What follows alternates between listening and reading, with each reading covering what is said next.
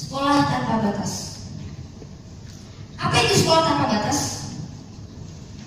Sekolah adalah wadah di mana proses belajar mengajar berlangsung.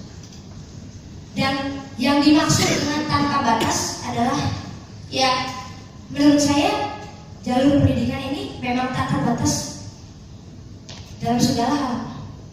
Tak terbatas dari sisi waktu, biaya, tempat, dan latar belakang.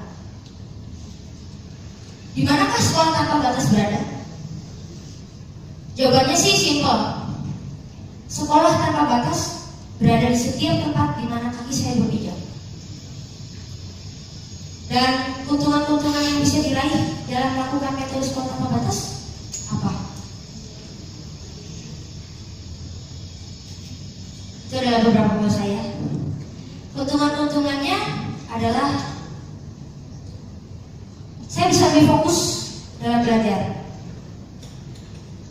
Karena saya hanya memilih bidang yang passion saya di situ, yang saya minati. Dan karena itu pula saya bisa lebih ceria dalam belajar. Keuntungan lainnya, saya bisa belajar dengan efektif dalam waktu dan biaya. Sekarang sebagai contoh, saya umurnya 11 tahun dan saya sudah kelas 1 SMA. Coba Anda bayangkan betapa banyaknya waktu dan biaya yang telah saya pangkas selama ini. Selain itu, saya juga bisa memilih lingkungan yang menurut saya aman dan tepat buat saya. Saya punya kendali terhadap lingkungan yang saya miliki. Yang menurut saya lingkungan yang cocok buat saya itu yang terbebas dari bullying dan pengaruh-pengaruh negatif dari media sosial yang sekarang lagi marak dan sulit dibendung. Oh ya, keuntungan lainnya, saya bisa lebih sering bersosialisasi. Setiap kali saya bilang bahwa saya itu homeschooler, bahwa saya itu berhomeschooling, orang pasti akan langsung nanya, kalau homeschooling sosialisasinya gimana? Nggak punya teman dong. Padahal justru dengan saya berhomeschooling, saya bisa punya banyak waktu yang bisa saya pergunakan untuk bersosialisasi dengan teman-teman, tetangga, dan yang terpenting dengan keluarga. Oh ya, orang-orang juga sering nanya saya tentang hal ini. Umur 11 tahun, kok bisa kelas 1 SMA? Gimana caranya bisa kayak gitu?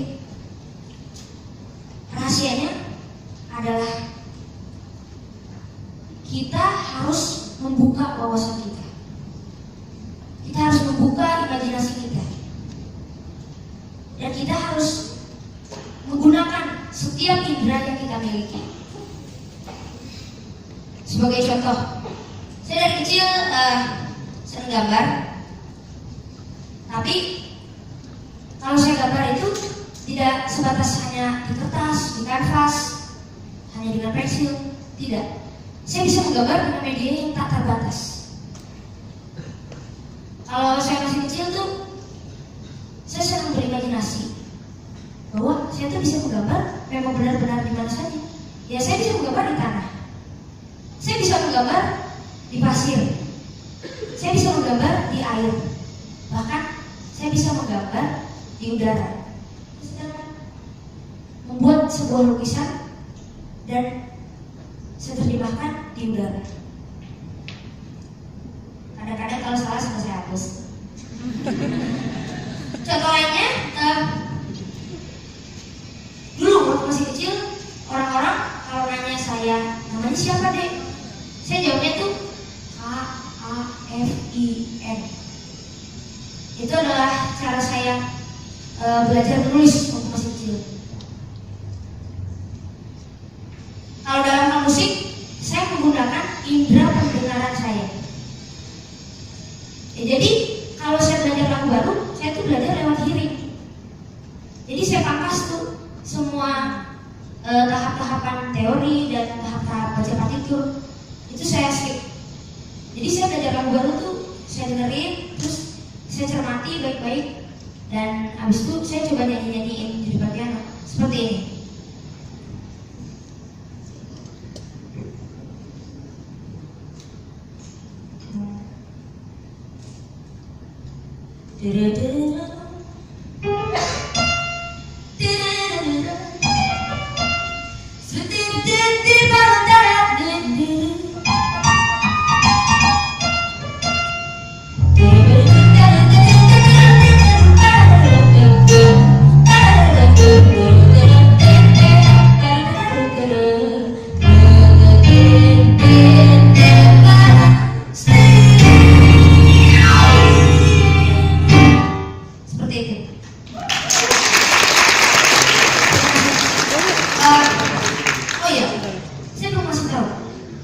Gimana sih proses belajar di sekolah tanpa batas berlangsung?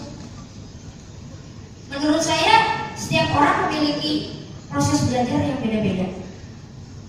Karena menurut saya setiap orang memiliki kurikulum yang sesuai dengan passionnya dia, karakteristiknya dia, dan minatnya dia, dan kesukaannya dia. Tapi cara saya belajar adalah saya belajar dengan melihat, mendengar, dan menerapkan secara langsung di lapangan. Maksudnya jadi apa yang harus saya pelajari itulah yang langsung saya terapkan dengan mengikuti proyek-proyek dan komunitas-komunitas seperti ini. Dulu saya pernah ikut Musika Laskar Pelangi karya Riri Riza, Vira Lesmana, dan Andrea Hirata. Di sini saya bisa belajar semua hal tentang kebudayaan Indonesia, terutama kebudayaan Belitung. Saya juga salah satu anggota dari anak-anak di atas rata-rata generasi 2. Ini adalah sebuah proyek musik karya Erwin Gutawa dan Gita Gutawa. Nah, di sini saya jadi tahu semuanya tentang proses pembuatan dan perekaman sebuah album dan gimana sih sebenarnya persiapan sebuah konser besar. Bulan Maret lalu saya juga dapat kesempatan untuk tampil di Java Jazz Festival. Di sini saya dapat golden opportunity untuk bisa tampil bareng musisi internasional seperti Rock Kings Big Band dan musisi idola saya David Foster.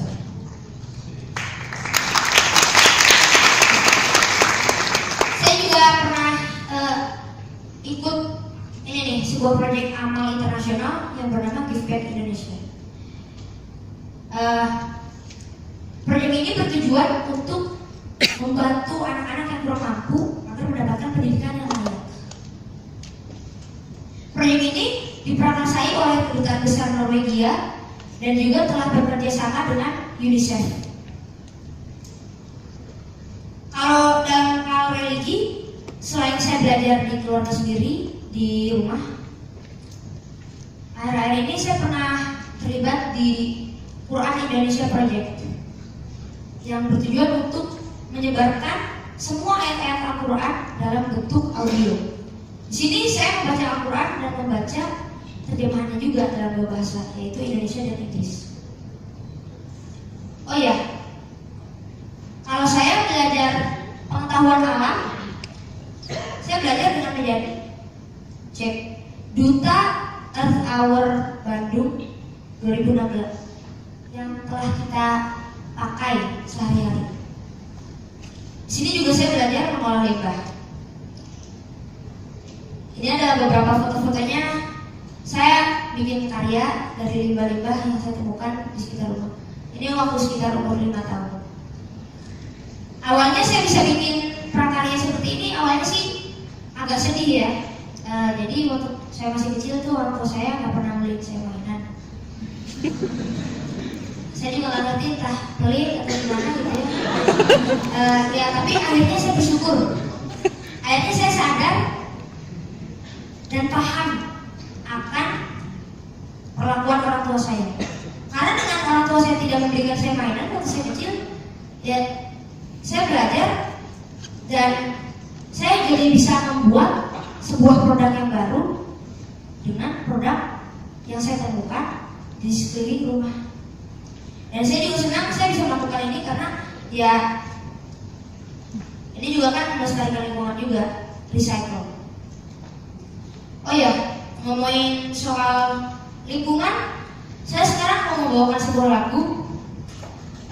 Sebenarnya ini lagu lama sih, cuma ya menurut saya lirik-liriknya itu abadi. Dan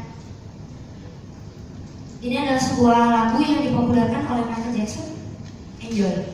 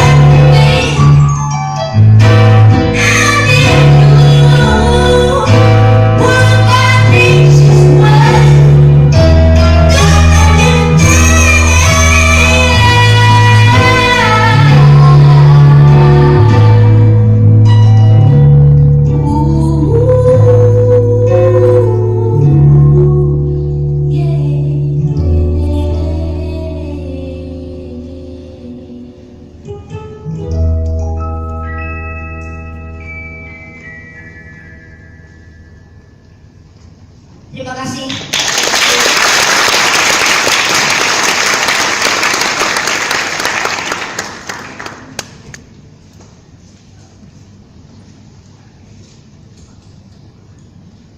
Sebagai penutup, saya ingin kita kembali ke awal. Sekolah tanpa batas. Dengan sekolah tanpa batas, kreativitas akan menjadi tak terbatas. Dan dengan sekolah tanpa batas, kita bisa mendapatkan petualangan dan eksplorasi yang luar biasa. Lakukanlah dengan cara yang tidak biasa. Saya Kavin Sultan untuk TEDx Bandung.